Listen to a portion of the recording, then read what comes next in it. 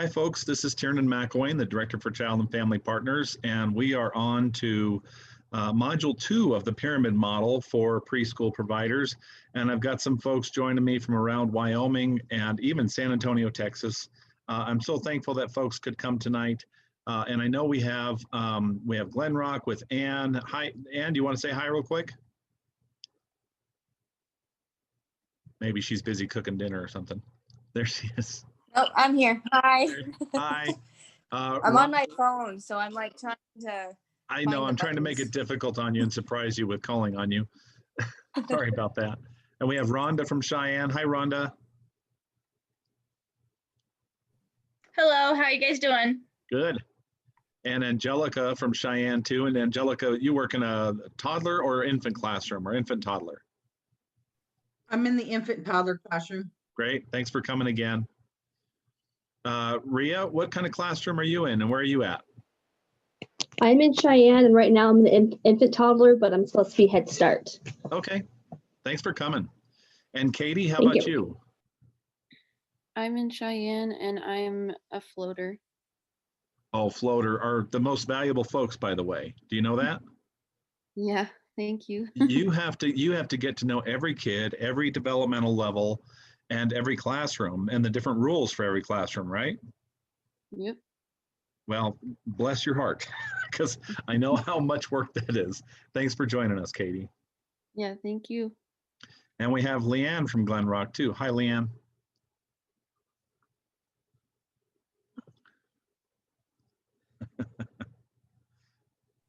Hi, there I am. Yeah, you have quite the Christmas background there. I know. Well, I have Willow like laying right next to me, so I don't want to distract people. Oh, that's great. Good to see you. And then we have Erica from San Antonio, and Alyssa and Alina will probably be jumping in if they get the chance, right? Always. There are official mascots and cheerleaders for the program. So thanks again, folks, for joining me. Like I said, when we were just starting out here, I'm so excited for this content tonight because this is really getting into the nuts and bolts of how you help kids develop social emotional skills. It's stuff that I get a lot of chances to coach on, but I don't get a lot of chances to train on.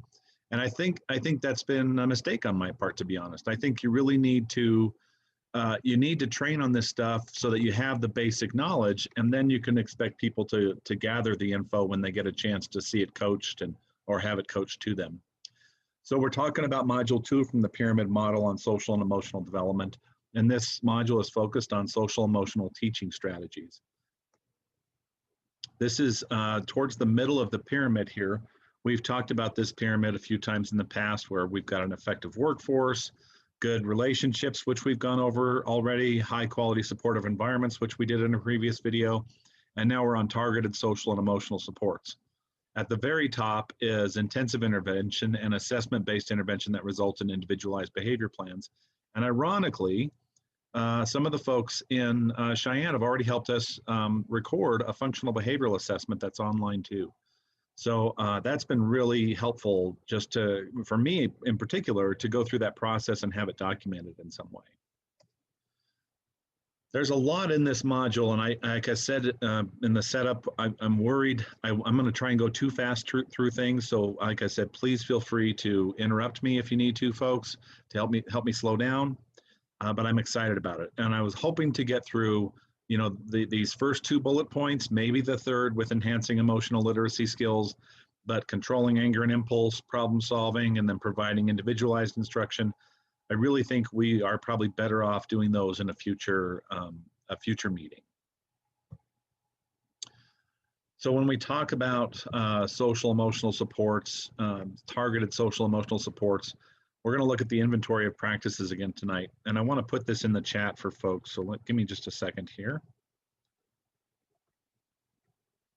I got to pull it up. But I do have a couple of links to share with you so that we can, you can access the inventory of practices and the handout. So this first one is the handout. The second one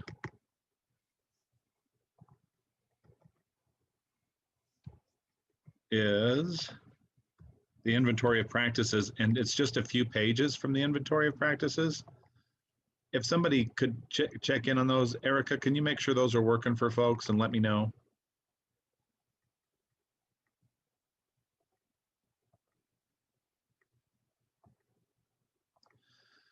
So when we look at the inventory of practices, and maybe I just ought to share that screen while I'm looking at it.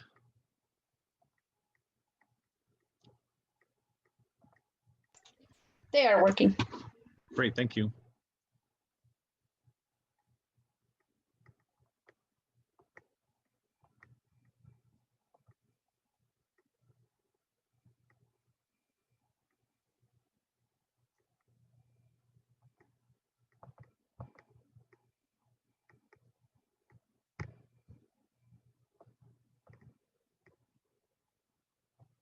Sorry, folks, give me just a second here. I should have had this up to start with.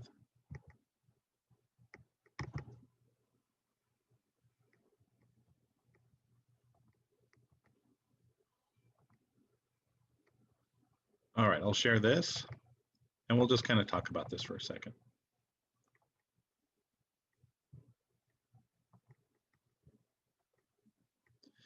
All right, so this is the inventory of practices. We've talked about this a couple times, but this time what I've shared with you is just the section on social emotional teaching strategies. And as in the past, those of you who have been on these calls, if you want to just click on the annotate button and circle something or mark something here, feel free. You can put your initials by something. What I encourage you to do is to look at those things that might be areas of growth for you and look at those that might be areas where you feel really positive about your work. So for me, for example, when I look at this, like demonstrating active listening skills with children, I feel like that's a strength for me because I want to make sure and hear what children are saying. I tend to try to repeat back to them what I hear, and I try to use their words often. Let's see, where's an area of growth for me? I'm sure there's plenty here.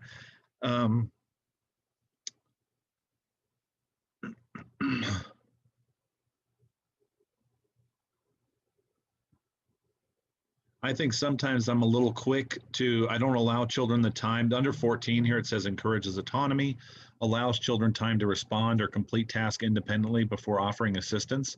And I think sometimes for me, that's just a difficult area for me for waiting time. And I really want to do a better job at giving children the time that they need to, demonstrate and even maybe not demonstrate the skills that we're hoping they have in certain activities. I know sometimes I'm really good at it when it comes to like physical tasks, like trying to get a chair out of a stuck spot. I'm good at it then, but when it comes to like putting a glue dot down and they just end up putting a blob down, I have less tolerance for that. And I admit that that's something I really need to work on. Leanne, when you look at this, where do you see your strengths and your areas for growth? I would say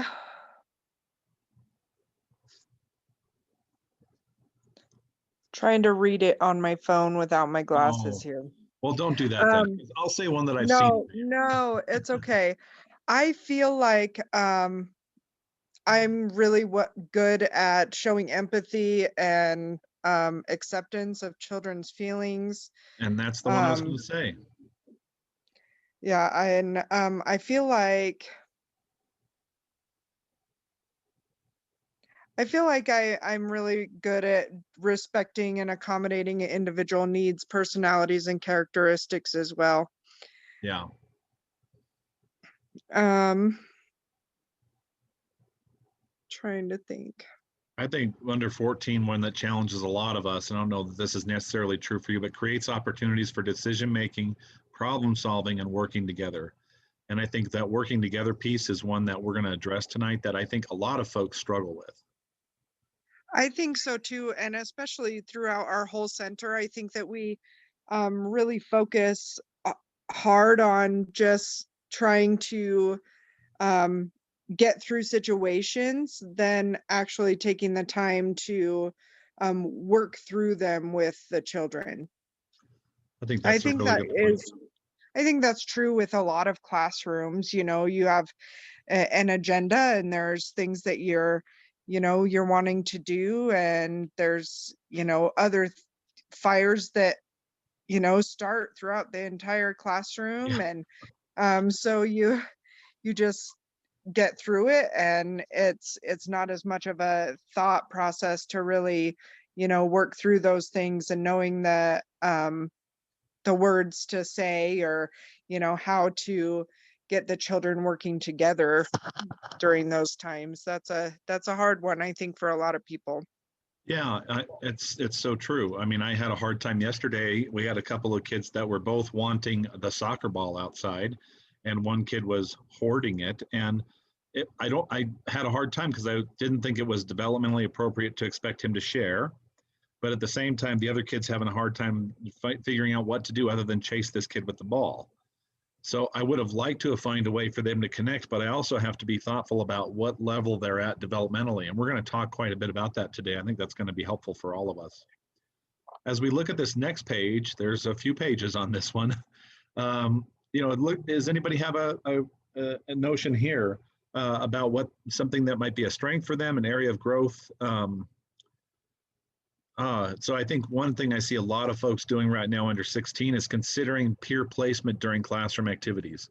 Who can we team up together, and who's kind of safer to help somebody else? Who can we rely on with a certain group, and who do we have to kind of be careful about? I don't know that we always do a good job under 15 of utilizing peers as models of desirable social behavior. So that's a one that I think we can do a better job at in many of the classrooms where I visit. Does anybody else have any comments they'd like to share on that real quick?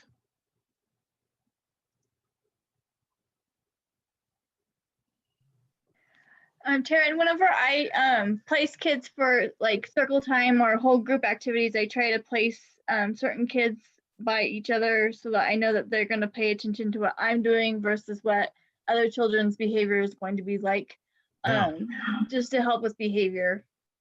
Yeah, good. I think another challenging one that I'd like to focus on is effectively selecting, arranging, and utilizing materials that promote interaction. So they're high interest materials, they're relatively new to the classroom, and they're culturally meaningful. So that culturally meaningful piece for me is a more challenging one, but I think it's something we need to pay attention to. What is it that feels familiar to children based on their experiences at home? What is it that feels familiar to children based on their experiences in their family or in their culture or at their church? And so those are the considerations that we can use to help teach some of these social emotional teaching strategies. What on this page? Number 17, uses prompting and reinforcement of interactions effectively. I feel like that's a real strong point for me. But I think that there's still areas for growth there. Definitely, giving general reminders to play with your friends, but how, not just play with your friends, but how. And we're going to talk about that today. Under 18, we've got provides instruction to aid in development of social skills. And this sometimes I love just having a chance to, help kids have the conversations they need to have. Oh, you look like you want to join, Freddie over here and play. You could say, hey, Freddie, can I play? And inevitably, when I get involved and I provide some scaffolding or some narrating like that, the students do a lot better. On the last page here, we've got promotes identification and labeling of emotions in self and others. And I know this is a big focus for many of us. And then 20 explores the nature of feelings in the appropriate ways they can be expressed. And I really want to hit that one really quickly here just to say how powerful it is to tell children that to thank them for being safe and still being mad or sad or scared. We don't want to extinguish the emotion that children have in preschool. They actually are, this is one of the more vital things they learn during this time is how to be emotional and how to be safe with those emotions.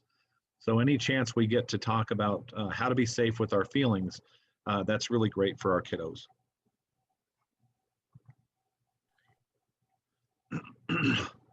So as we look at that, and that's available for you folks to download too, and you can use it on your own, and think about your 3 greatest strengths, identify 3 practices you could improve on with a check mark, and we talked a little bit about strengths and challenges.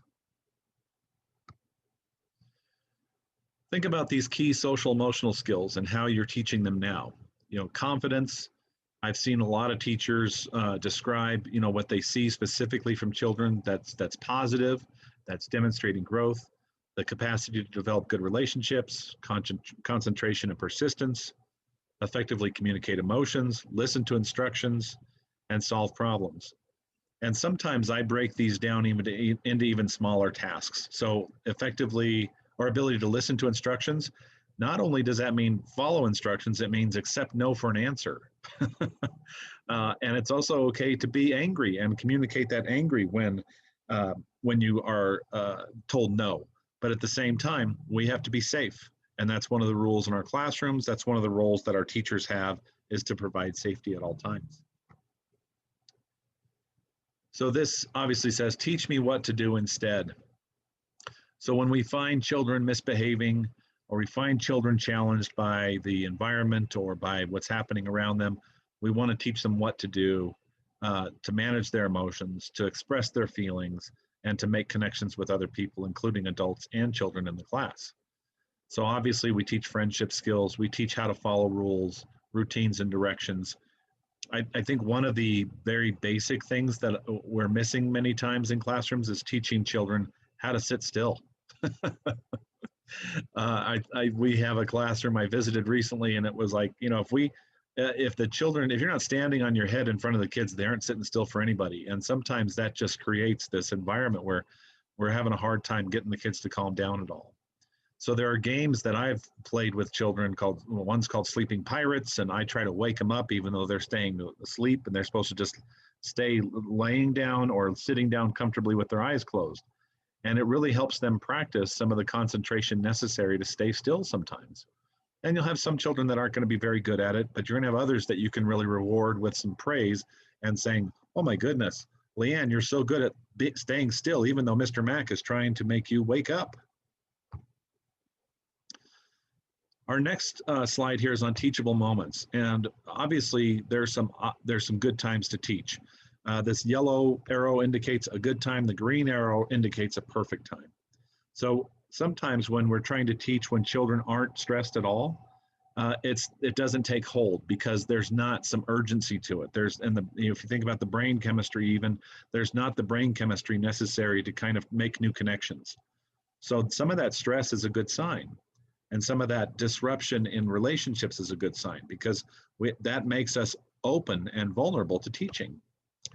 This blue is a critical time to teach. Often it can be very successful, but we have to be ready, we have to be timely, and we have to be direct at that time. And if we get to this stage at red, that's not going to be a good time to teach. The only thing we can teach children when they're at that level of stress, this is a stress curve, I'm sorry if I didn't say that to start, but the only thing we teach children at that point is whether or not we're safe. Does anybody have a story that this relates to for them? Have you seen a time when a kid was so far gone that they simply couldn't take in what you were saying anymore? Erica's putting a heart sign up there, so she's seen it.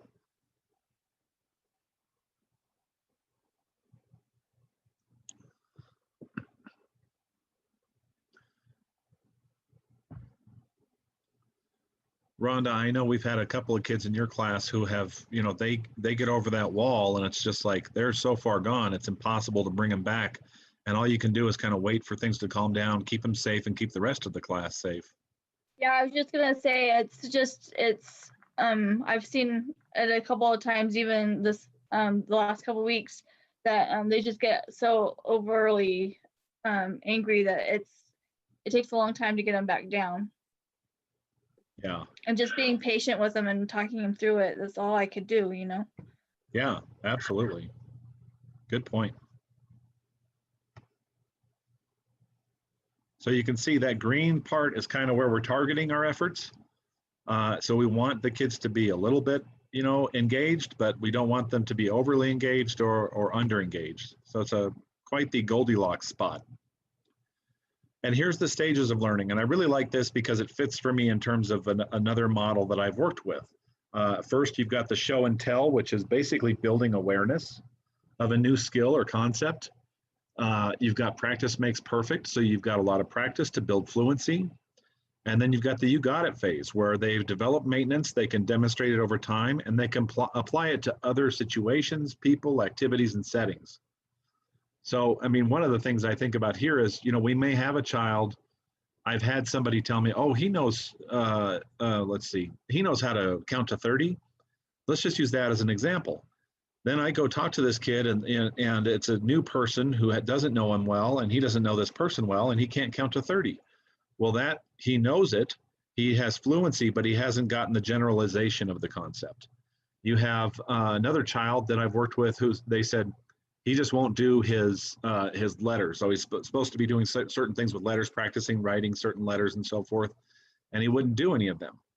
But the thing was that when I worked with him, we made it a game, and we turned it into, okay, there's no way you can write an A like this A right here. And I said, don't do it, don't do it. It became a total game because he has a little bit of an oppositional personality. And then he did it, and then I'd tickle him, and we'd laugh, and we'd have a connection. And so he was showing that he had these skills. He was fluent in them. He wasn't, and he had maintenance even, but he wasn't willing to generalize unless we made it interesting for him. I'm sure many of you have seen that. So the acquisition stage, we explain things concretely. You know, when you're writing your letters, you always start at the top. You might even put a dot on the paper to say, here's where you start your A. You start at that dot and go down. You start it and go down again. And then you put a little cross in there, a little cross member in there, however folks, they design it. There's always those sayings from these different programs. And that's great stuff. Those are the concrete explanations. Then you have the demonstration that comes along. You link it to other ideas and concepts. So what you can see happening here is that we have an idea, we have a skill, and we're building brain tissue and memory tissue around that skill. So if they learn to write the letter A, then we know that Alex starts with A, and is the word that starts with A. A sounds like A and A. Alligator starts with A. So we're building all of these connections around this letter. The more connections a child has, the more likely they are to remember all of the skills we're teaching throughout that cluster of brain tissue. So we encourage the child when learning because we want this to be associated with positive. And when we release dopamine and other positive neurotransmitters, children tend to learn better. When we stress them, they actually secrete cortisol, like many of us do when we're stressed, into our brain, and that actually breaks down brain structures. So I like to share this neuropsychological piece with folks because it is so critical that we link this. I'm trying to build your brain tissue around this, where we can say, I know that encouragement is going to help. I know that making it concrete is going to help. I know that broadening the discussion around this particular concept or skill is going to help this child really learn this. And you can see there it says that the skill or concept can be easily lost at this stage. So there has to be a lot of encouragement and a lot of connections to other things. And then you find odd ways to connect it. Oh, look at that letter A on that sign over there, or on this poster in our classroom. Fluency, practice makes perfect. We get multiple opportunities to practice. We link the concept or skill to others. We prompt the child to use the skill or concept in new situations. So we're looking for other ways to recognize that letter, for example. We elaborate on the skill or concept. And the maintenance and generalization piece, we give them opportunities in new environments with new people under different conditions. So similar to that, when we're teaching social emotional development for children, we teach the whole class. We teach at circle time. We teach what circle time is about. We teach what centers are about. We teach what small group activities are like, and we partner with families.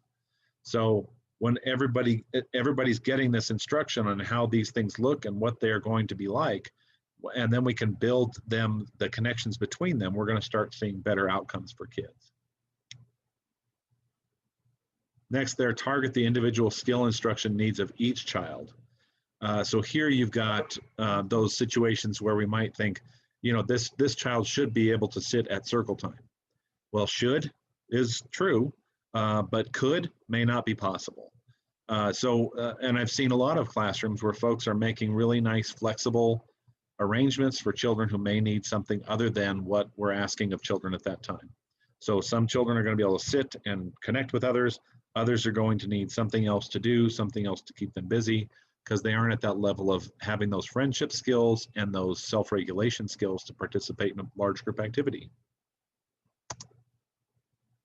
Individualizing instruction. So this, we're not going to go a lot into this because this will be part of our next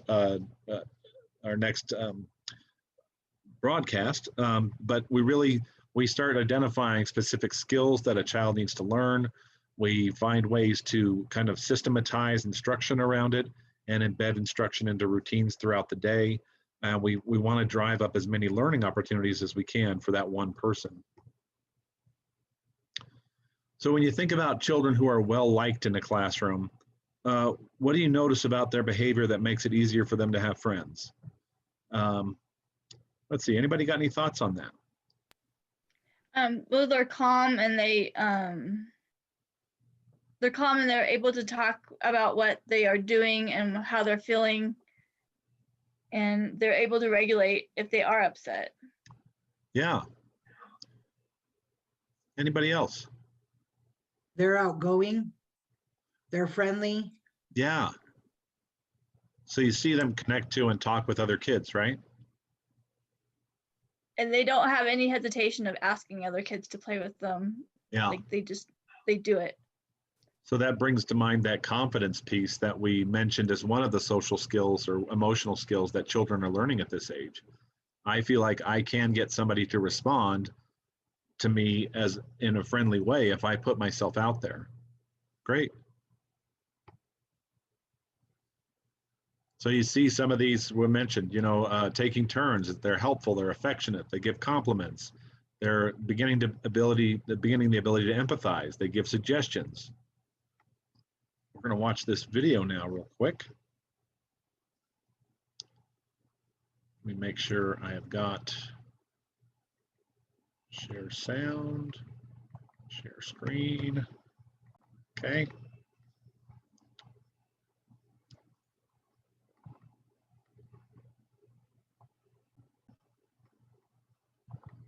All right, so we're gonna watch this and just see what you folks think. What do you see with the friendship skills of the children in this video?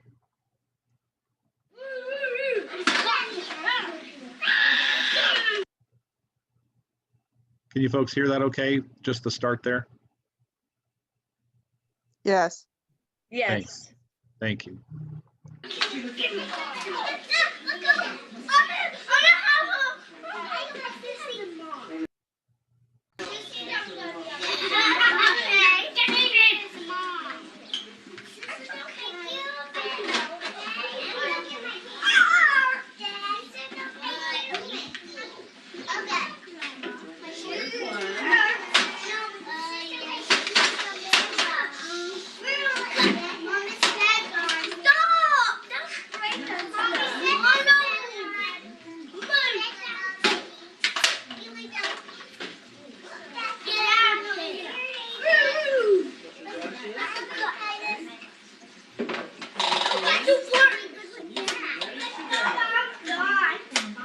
You are strong.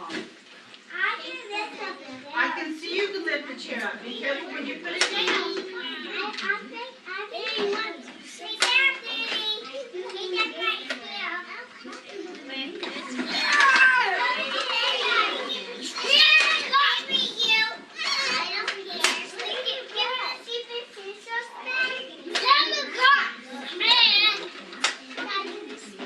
Nikki, keep the chair on the floor, please.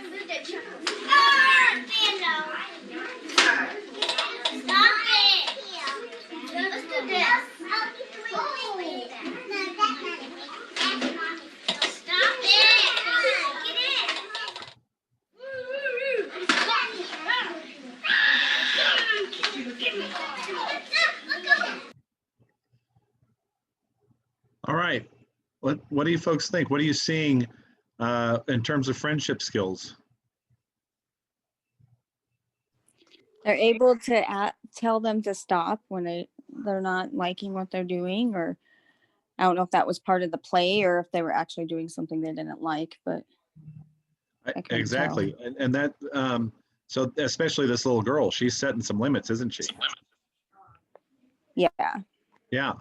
And that's an important part of actually being, that's an important friendship skill, is being able to set some limits with folks when you're not happy with how they are responding to you. And she was doing it in a way that you'll notice too, like her first prompt of this guy with the stripes on his shirt, on his sleeves, she was like, don't do that, don't break anything. And she wasn't getting overly upset.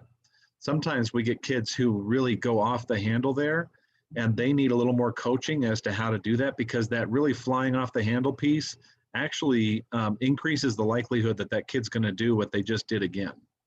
So if a kid gets a big response and they get a big brain boost out of something, a big hit of dopamine from it, they're likely to do it again, even though it's not what we want to see them do.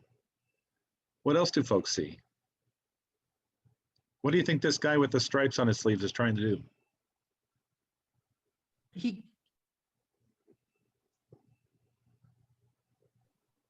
He's very persistent of wanting to play with them, get their attention.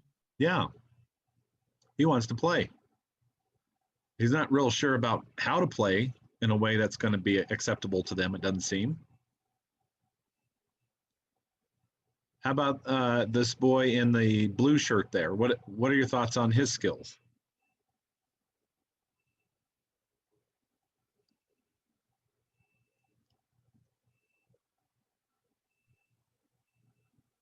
He seems a little bit more accepting for allowing, people into his space. He doesn't seem to get upset. He just kind of goes with the flow of what's happening. Yeah, so there's some strength and there's some areas for growth of this in the same space there for him. Like, he's not as quick to set limits, but he will set a limit, and he's more accepting, but he also may not have the maturity to kind of stand up for himself sometimes. Who knows? So these are great observations. Now, what would you do as a teacher to help these three, if anything? Would you watch longer? Would you coach someone? Would you ask questions? Would you give a command? What would you do?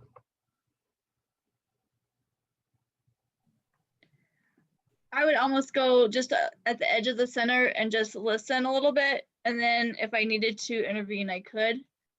Because that's kind of what I do in my classroom already. Yeah. What kind of intervention could you see yourself doing if things kind of kept the way they were going? I would just talk to the one little boy with the stripes on his elbow and say, okay, she asked you to stop. You need to stop. Because she doesn't like the way you're playing too rough, or explain why she doesn't like, or have her explain why she doesn't like something. Yeah. Or help her with the words. I would, or my first response would be to give the boy with the stripes the words to use in order to enter the play with the other children. Sure. And this is the great thing. These are all correct answers. And what is amazing is that, we may have two different answers with very different focal points, and they may work just as effectively. Like my thinking is, I've got this girl who's got these, I think she's got a lot of skill. And if, I might just turn to her and say, it looks like he wants to play, but he's not sure how to ask. And I wonder what she would do with that, so that might not work, because she might just look at me like, what the heck are you talking about, Mr. Mack? But certainly asking, this boy with the stripes on his shirt, it looks like you really want to play. Narrating that for him, giving him the words, or even helping him understand that this is affecting his peers, like Rhonda mentioned. All of those are appropriate ways to go.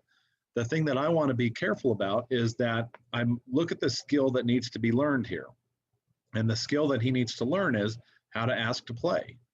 The other kids are doing a good job setting limits and even creating some play and some dramatic themes. It looked like they were doing something with almost like people driving each other around or something, just briefly. So, there's skills that can be taught here, and there are some things that we can do to teach those. So keep that in mind.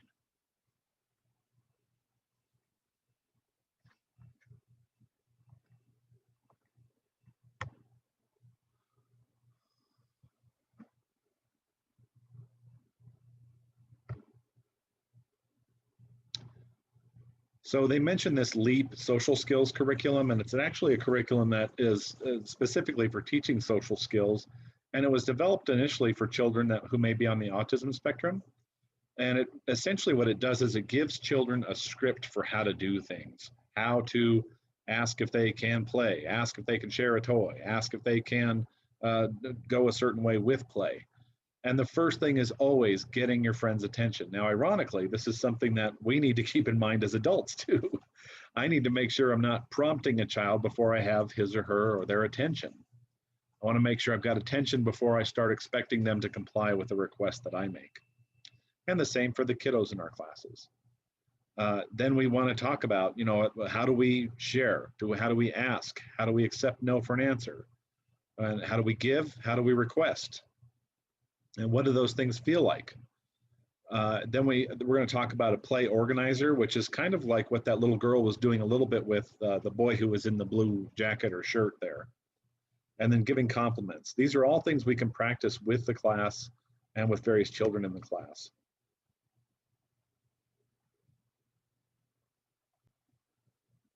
So tips for promoting social interactions.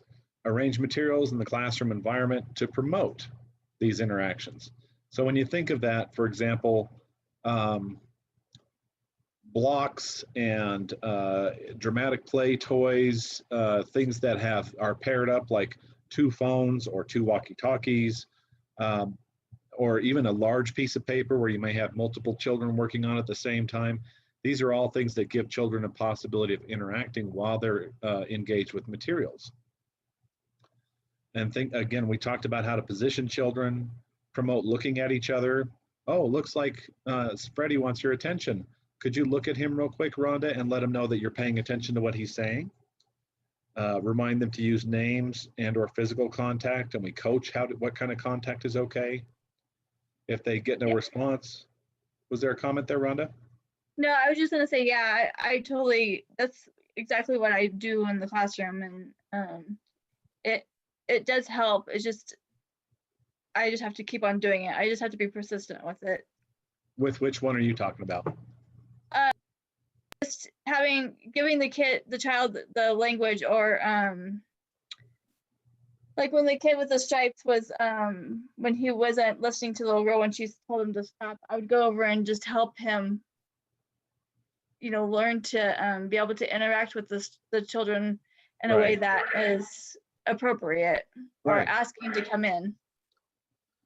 Yeah, and I think, you know, when we look at it the way you're just describing it, you know, he is continuing with the same behavior because he's trying to get a certain result.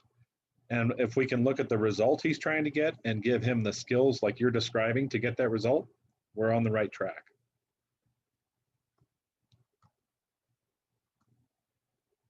So there are 4 steps of initiating play, and this is in your handout. And I also checked all of these links to make sure they work, which is thrilling to know they all still work. So step 1, tap, tap, tap. And some people have come up with some neat rhymes around this. If any of you have, please share it.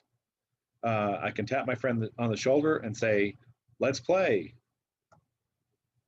And I can take them by the hand, or I can give them a toy that I want to share.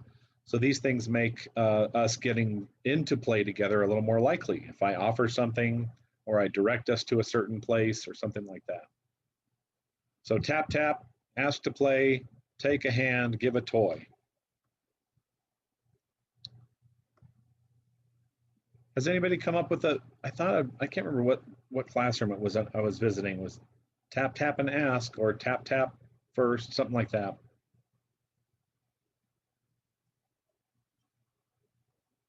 So selecting skills to teach specific behaviors that lead to friendships.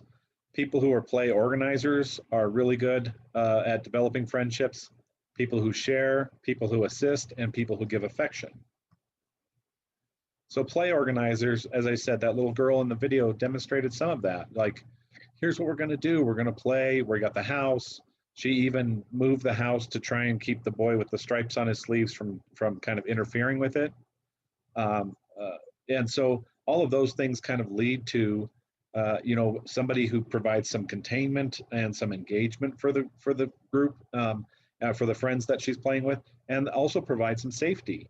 So I'm interested and I'm safe, I'm much more likely to want to connect with that person. So think about how we teach those things, how we get help people safely get a friend's attention, safely give a toy, Safely offer suggestions what to do with toys and materials. And you saw that she was not demanding, but was persuasive nonetheless. And then we practice things and we promote those things. So we practice the behavior of making suggestions, and we promote efforts to communicate with each other. This is the responsibility that we have as professionals in early childhood, to provide a setting that's inclusive, meaning that there's something interesting for everybody. Everybody feels like they're a member of the classroom, regardless of their developmental abilities. There are cooperative use toys, like I mentioned, blocks and walkie-talkies and dramatic play, and there's sufficient number of different, maybe enough babies for people to engage with in a mothering or fathering way, parenting way. And we embed opportunities. So what that means to me is I might be teaching friendship skills, but I'm going to do it as a part of the actual play in the dramatic play area. Hey, I'm going to show how to organize things. I'm going to show how to scaffold things. And then I'm going to encourage somebody else to take on that role and see what they are interested in doing that's beyond what the group is doing right now. And then we're going to think about social interaction goals and objectives. And this is particularly when we have children who may have special needs in the classroom. So if I've got I had a really fun play interaction with a child the other day, and he is nonverbal, but he had friends in the classroom who were really skilled. And we started a circle of play where he would create a tunnel, or he would knock down a tunnel and they would build it back up, but he had to ask if he could knock it down first. And then they would all act like, oh no, he knocked it down again. And we would all laugh and kind of tickle each other, and then we'd set it back up again. So here they were, and I said, the carrot for the other kids who were involved was the fact that they could feel good about what they were doing for this friend of theirs with special needs. And then they said, he just doesn't talk. And I said, yeah, he's not real good at talking, but I think he wants to play with us and he wants to have fun with us. And I said, you guys can really help him have fun. And so we came up with a way for them to help him have fun, and they had a blast at it. We giggled so hard at every turn of the tunnel falling down and trying to shoot things through the tunnel before he knocked it down. And everybody was making eye contact and giggling, and we had multiple opportunities. So with the fact that we could get everybody engaged, and the fact that everybody could have a turn and everybody could engage it in their own developmental level was great. And that also was a great indicator of kind of just an atmosphere of friendship, where we're looking for ways to have fun together. I'm curious of what folks have tried along these lines. I've seen many of them happen. I know, Leanne, when I would visit you in your classrooms, you would do a lot of incidental teaching. Every time something came up, Leanne was really good at figuring out a way to make it a learning opportunity. Okay, well, we can learn about friendship here, or we can learn about how we ask or how we accept no for an answer. What other ones have folks used? Social stories, affection, training, partner projects.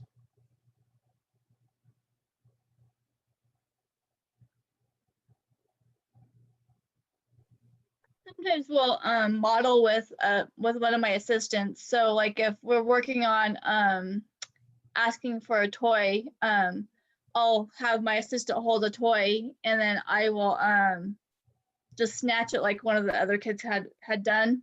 And we talk about, well, what do you think how she's feeling? You know, what can I do differently? And so then they'll tell me, you need to ask for it, Miss Rhonda. And so then I'll give it back to the assistant. I'll say, oh, can I please have the toy after you're playing with it? And then she'll say yes, or however, just to help model what we should be seeing.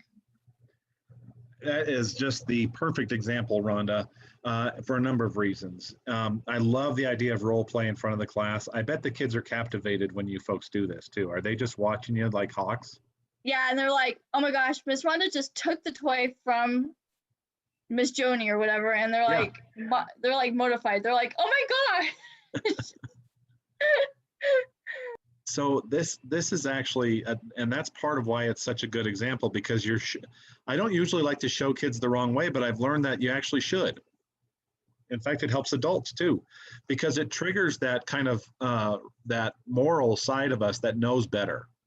So the kids are mortified because they're like, oh, Miss Rhonda, you can't do that. And they all know it, right? Even those that do it. Oh, know it. yes, exactly, exactly. It's great. And it actually is a strength-based way of teaching because it brings the children and their own moral judgments to the play and to the judgment of what's happening. And they should be making those judgments. And then they can be reminded later, oh, wait a minute, didn't we talk about how to do this? And it doesn't mean that I'm going to do adult modeling and the next day everybody's, oh, by the way, Freddie, might I have the truck you're playing with? If they could do that, they probably would. They all know the difference between the right way and wrong. Many of them know. Not all of them can generalize it, though. So we go back to those ways of learning. You're doing show and tell, and then we've got to develop fluency. So the adult modeling is a great way of show and tell, even when you're especially when you're doing an exaggerated wrong way to do things. And so if for example, you just push somebody and then the kids are going, oh my gosh, you can't do that. Well, tell me about that. How would that make someone feel? What could I do differently? What if somebody tells me no? Then what do I do? And to have them engage in that discussion, as well as kind of the setting the tone for the classroom, that's fantastic. Great example. Thanks. I don't always do it, but sometimes it just has to go there. Yeah. I think it's something I would encourage folks to consider using on a much broader scale, because the kids will love it. It's almost like doing a soap opera in the classroom.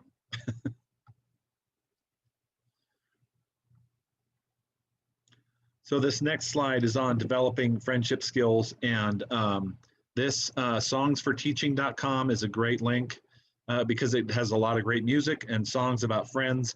And I would encourage you to look at these as ways to augment the lessons on the previous page. So if we went back to that and we said, modeling with puppets, there's songs on this page, finger plays, partner projects, all of these can be enhanced by some of these activities. And these are demonstrations of some of those ways that we can do sample lessons of those different skills that we want to teach. So songs are a great way, movement partners, planting a seed of friendship. Putting names in a can. Children can draw a name and make something special for a friend. And imagine that, I would love that if I was a parent who got something at home and they said, oh, well, Johnny made this for your son, Keegan. And I'd be like, oh, that's really cool. And this is a way for children there's so much that happens in our brain as humans and as mammals when we give of ourselves. It is as rewarding, if not more rewarding, than receiving a gift. Giving the gift and this season is a great time to be talking about it because it really does our heart and our brain very well to give of ourselves.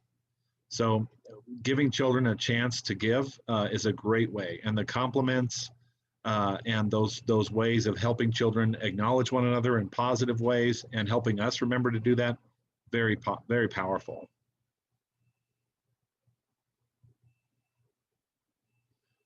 Angelica, you've got a young group there. What do you do to kind of help them with friendship skills at that age? At this age, we just try to get them all to play together, sit together. And I bet there's moments where it's like, oh, this is how you are gentle with each other. Yeah, soft hands. Right, good. Nice words. Yeah. And then a lot of narrating to say, what children are trying to say to each other non-verbally that they might not be able to decode, right? Yeah, we have they're emotional eggs. Oh. And it has happy, happy, sad, excited, mad, angry, shy. And we let them show with those two how they're feeling. So. Oh, I love it. I want to see those. I got to come visit you. Thank you for sharing that. So here's one of the examples from that department, Washington Education Head Start Center. So they describe and demonstrate the skill. I can give my friend a high five. I can give my friend a gentle hug. I can give my friend thumbs up. I can say good job. So we describe and we demonstrate these different skills. We child practices with an adult, or as Rhonda was saying, an adult practices with an adult, and then a child practices with the adult and a child practices with a child. This is kind of the regular format of development for many skills. So when it comes to reading a book, first they do it on a parent's lap. Then they might do it with a couple of friends and a caregiver. Then they might be able to watch it as a group. But think about the ways that we get children to connect first in a very powerful, touch-based, proximity-based way, and then we can move further apart as they learn the fluency and they start to kind of master the skills that we're trying to teach.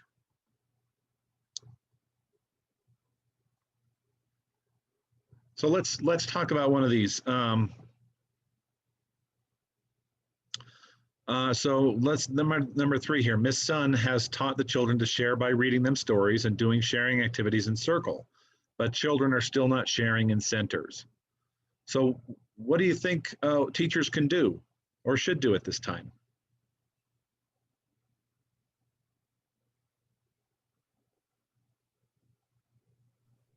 Being in the centers with the children and help like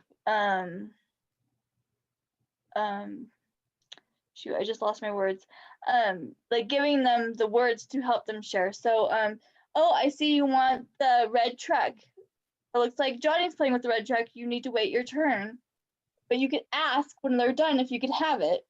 Yeah. Or you can play with the blue truck instead. Or, you know, there's lots of things that you could help promote sharing in the centers. Right. Leanne, did you have a comment there too? No, I was going to say kind of similar things, just to be interacting with them in the centers and doing those scenarios with the kiddos so that they're acting it out and actually being engaged with that scenario instead of just hearing teachers talk about sharing during story time or circle time. Yeah. You're both right on. I mean, we have to get in there and in the muck of the interaction and in the centers and help them bring to life those skills that they learned other places. So they are still developing, they've developed some fluency, but they haven't generalized this skill and really owned it. And I think the other piece that I would add is just to say that I would continue it at the centers and maybe even drive into them a more ownership of how it feels to be somebody who shares. So like, oh, you just shared, we're reading this story and you gave somebody else the book or you gave somebody else the fidget. How did that feel to be such a great friend? And so kids can start to feel that even more positively, and we get a more kind of interactive and emotional response from them. And then hopefully that'll help generalize that a little bit more. And continuing to use the words, you know, you're sharing, you're showing friendship skills. And then we, again, get into the interactive base of what's happening in those centers and give them an opportunity and demonstrate it as an adult too. So if I get in there, I'm going to start playing with something. And usually when I start playing with something, pretty soon a child asks me if they can have it because I'm pretty good at making it look cool. Okay, you don't all have to laugh at that. But it was, you know, there is an opportunity for me to make something interesting, to have somebody ask to share, and we can begin the conversation about it there. So let's call that good for today, folks. Thank you so much for joining me and for just being a part of our work when it comes to these pyramid model opportunities for teaching social emotional skills. These are the teaching strategies, part 1. We're going to set up another one of these. So thanks again for joining me.